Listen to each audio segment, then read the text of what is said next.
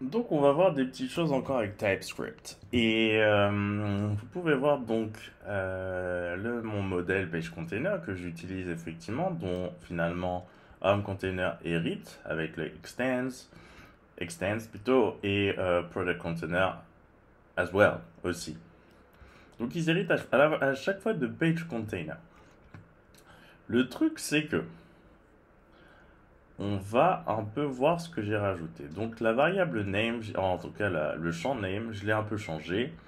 J'ai mis une valeur par défaut. Alors, je suis en train de regarder JS, c'est pas bien. J'ai mis une valeur par défaut. J'ai mis une surcharge à ce niveau-là. C'est ça la surcharge. Hop. Donc, c'est facultatif. Ça revient au même que ça. Ça signifie que name est optionnel et pas nécessairement attendu. Là, c'est optionnel aussi, puisque finalement, je mets une valeur par défaut. Donc, si rien n'est mis, la valeur par défaut prend le dessus. Data est optionnel. Autrement dit, ça a toujours une actualité. C'est toujours vrai ici. Data étant optionnel. Donc, ce qu'on va faire, c'est qu'on va un peu tester tout ceci. Donc, on revient sur le JS. Ici, déjà, on veut voir ce que vaut page container. Donc, on fait un petit console log tout simple de page container. Page. On va voir ce que ça cache tout ça. Oh, on a quand même des petites informations.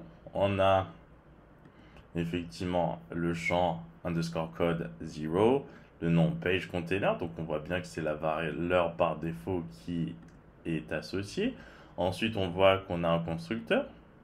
Hop, hop, hop, hop. On lui passe un name page container.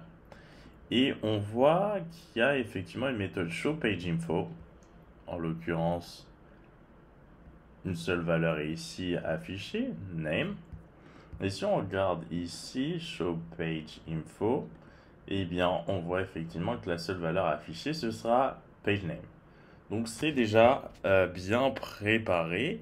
Donc, ce qu'on peut dire, c'est que ici, j'ai mis un getter et un setter. Donc, c'est-à-dire que je veux obtenir 10 underscore code, donc un membre de 10. Et ce que je fais, tout simplement, c'est que je fais un console log page getter et je vais mettre page, je veux le voir, code, tout simplement. J'ai pas mis underscore code parce que j'utilise finalement la propriété qui est liée au getter, à savoir ici code, qui est une propriété malgré cette idée que c'est une fonction. C'est une propriété. On l'atteint comme on atteint une propriété. Donc on va mettre ça en place, on va sauvegarder et on va l'obtenir. Mon getter 0. Si je veux changer la valeur de mon getter, vu ce que j'ai écrit, je peux faire un const new value est égal page.code et là je peux passer une chaîne de caractères. Donc ça c'est assez récent qu'on puisse effectivement avoir des types différents pour une paire d'accesseurs et de mutateurs.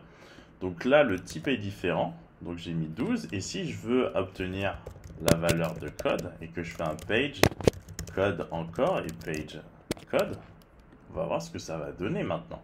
J'ai mis 12. Donc normalement, il y a une petite chose qui se fait. Page code is not a function. Ah, j'ai mis ça en fonction. Oui, oui, oui. Alors, page code. Alors, normalement, si, ça l'est, puisque c'est un setter. Hop, hop, hop. On va regarder juste comment j'ai écrit ça. Set value, set code. Ah, mais oui, c'est pas comme ça qu'on écrit ça. Pardon, comme ça vous permet de voir les choses à ne pas écrire. C'est pas ça qu'on écrit. On transmet ça de cette façon, tout simplement. Et là, on n'a pas besoin de mettre ça. On lui transmet une information et maintenant, vous récupérez 12. Alors, le truc, c'est que j'ai mal écrit peut-être ça parce que je voulais qu'on transforme le discode. Non, ça s'écrit bien comme ça, mais ce qui est bizarre, c'est que type of var c'est string. J'aurais peut-être pas dû mettre ça comme ça. String, ah non, peut-être pas, non.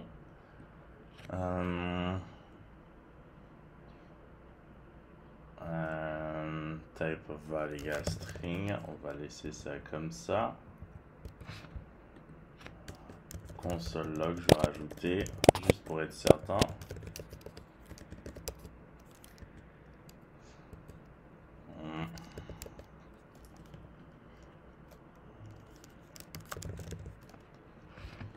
Hop, je vais mettre ça comme ça, sinon ça va me retourner ça. Hop, c'est parti. Je vais donc mettre, hop, c'est fait.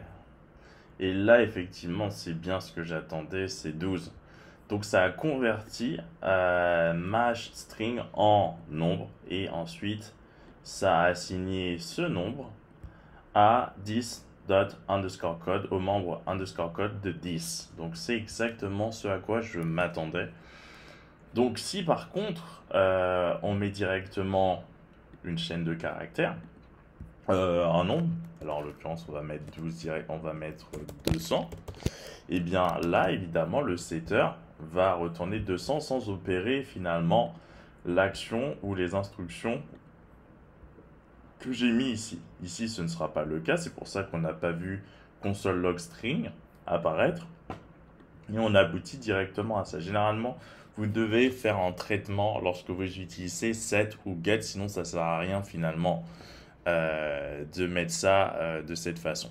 Vous pouvez mettre ça public et ça fait le travail. Donc ça, c'était déjà une petite chose pour une vidéo. On verra d'autres choses après.